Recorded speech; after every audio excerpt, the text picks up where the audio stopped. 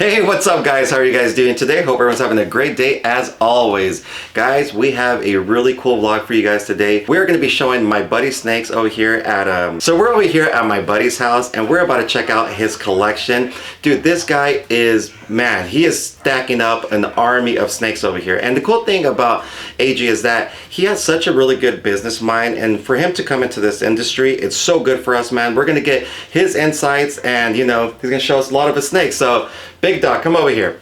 So real quick, my G, you are, you know, you have another business, right? You're very known, you know, dude, all over the world for this, you know, the most strongest, powerful flip-flops in this world, right? That's correct. So could you tell us a little bit about your business? Yeah, so my main business, I own a flip-flop company. We use really exotic, high-quality leather flip-flops, virtually indestructible. And our focus is always to make the absolute best product in the world. That's always the focus. It's never the cost. It's never the time. It's always about producing the absolute best. That's the only thing I care about. So real quick, you've sold some flip-flops to some very, you know, famous people, right? Yep. Could you name drop a couple of them? So obviously everyone's gonna know Joe Rogan, Dana White, Donald Trump Jr. and Senior, Jason Momoa, Kid Rock. I mean, it goes on and on. It is insane. I actually have a pair you guys saw in the recent video. So one thing that, you know, before we start showing everything off, everyone always wants to know is, you know, how did you even get into this? What started you in this? So I went and bought my girlfriend, her kids, a snake, just a pet snake. Ball python?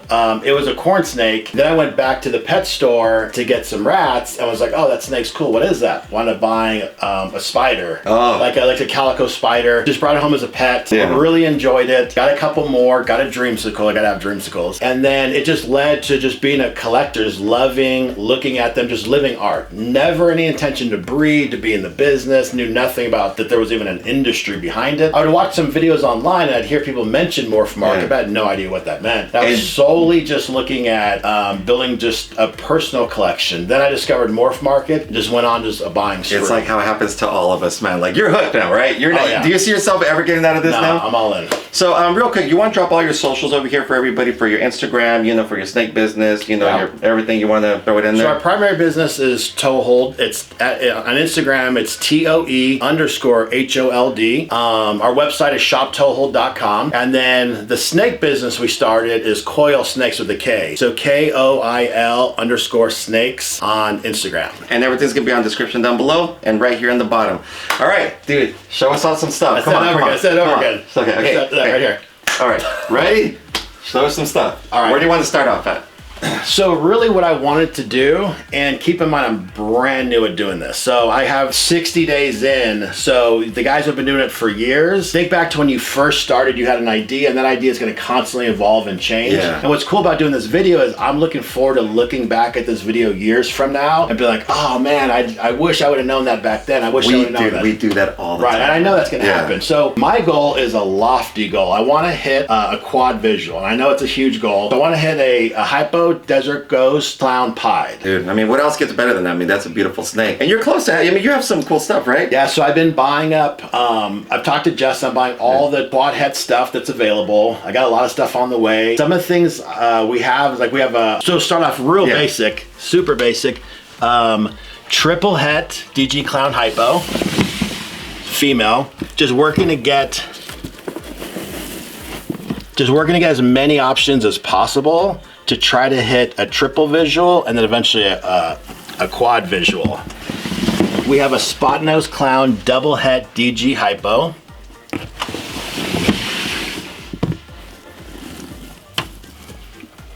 And for my personal preference, I'm really big on the head matching the body. So from snout to tail, I want the whole snake to have a good symmetry, good color throughout, for my personal preference. When you see the head is different than the tail, for my personal preference, it's not my favorite. Here's a Stranger Spot Nose Fire Yellow Belly Clown. Snake, man. Got this from Miguel. Look at this. Like she just jumped up. Look at the pixelation on that. Hypo Clown Pied. This is probably the best female I have right now. So obviously a triple, want to get this to a quad. And let me show you one of our babies, which is probably our best. Dude, yes. And guys, let me get in here real quick. So real quick, before he brings it out, I want you guys to comment down below. Let us know what you guys think this snake is. I mean, we already know how a hypo clown looks, and we know some head, could, influence a snake a little bit, but check this thing out. Dude, this thing is beautiful. So hypo clown double head DG pied. I got in these big tubs. We have some other racks coming. We call him Boris because he looks like he's radioactive. Dude, look how beautiful that is. So again, hypo clown double het DG pied, super bright. So this is the son of the snake we just showed. I also have his brother and his sister. Are they here too? They're on the way. Oh, they're on their way? Okay. Yeah. So the brother's the backup, and then the sister's just part of the plan to try to hit that quad. And then my favorite would be Hurricane. So I got a Super Hurricane from Steve at Las Vegas. I got a Hurricane from Steve at Las Vegas Ball Pythons. I got a Super Hurricane from Miguel, and I got Super Hurricane Yellow Belly, by the way. He keeps forgetting the Yellow Belly. I'm talking about the gene, the specific morph I like. And I got one coming from Hans also. So this one right here, this as far as like the look of a snake, this is my favorite looking snake. So the consistency of the pattern throughout, the pixelation of flame on the sides, and look at the head. It has fake eyes on top of its head. I got a little pattern, huh? Like a little head on there. Yeah. It has. We call her four eyes because she has the eyes on the side and the eyes on the top. That is so freaking cool. And again, if you notice, what I like is from the snout all the way to the tail, that color's consistent throughout the whole snake. There's spot nose just works with it so freaking. Yeah, it's my favorite. Look at that. Such a cool looking snake. That's a really good looking snake, man. So those are a few pieces. A couple more that I like. This one's brand new. Lace Fire Yellow Belly Double Het Ultramel Clown. Look how bright this baby is right here, man. Look at that. It almost looks DG. That is unreal.